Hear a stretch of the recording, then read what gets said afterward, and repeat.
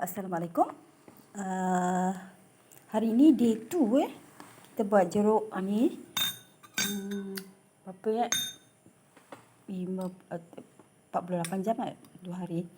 So kita boleh nampak dia punya jus dia dah keluar.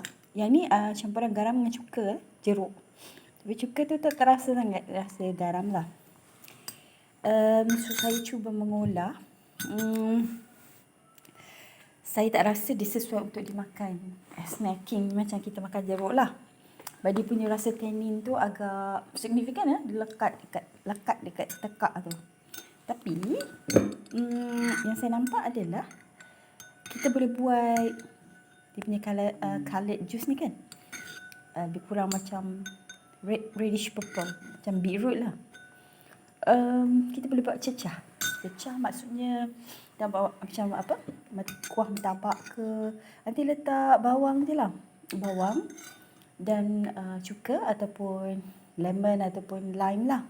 Untuk rasa. Letak daun kesum. Nanti boleh jadi air asam semualah. So the potential is there. Walaupun tak sesuai pada pandangan saya, tak sesuai sangat kita makan macam saya pernah beli buah kerian.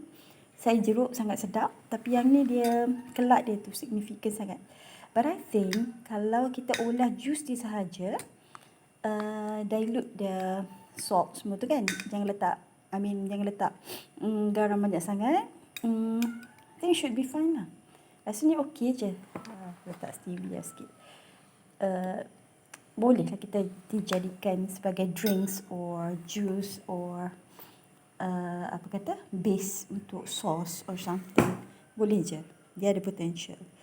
At least kalau ada buah terajai kat rumah ni, kita boleh olah dia jadi sesuatu lah.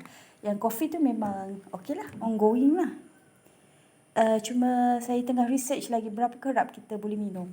Kena tengok juga mungkin seminggu sekali, mungkin 2 kali seminggu. Dose dependent. Sebab kita tak nak lah. Kadang kita benda-benda herbal ni, kita kena tengok juga dia mungkin dia ada some renal dose dia, toxic dose dia kan. So kena tengok. Tak boleh sebarang jugalah. And walaupun benda tu ada potential, kita kena tahu cut off dia. Macam itulah maksud saya. Okay, itu saja perkongsian hari ini. Saya dalam proses nak bangunkan Nopamai dengan lebih orang kata proaktif lagi lah. Sebab sebelum ni saya macam santai sambil bekerja. Tapi somehow ada janji juga sebenarnya. Cuma terpaksa order tanah lori hitam, tanah kuning lah. Sekam lah segala lah. Tapi tak apalah. Terpaksa juga keluarkan modal lah.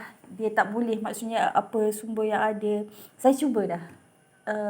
Video-video lama bila saya tengok balik, saya dah cukup berusaha sebenarnya.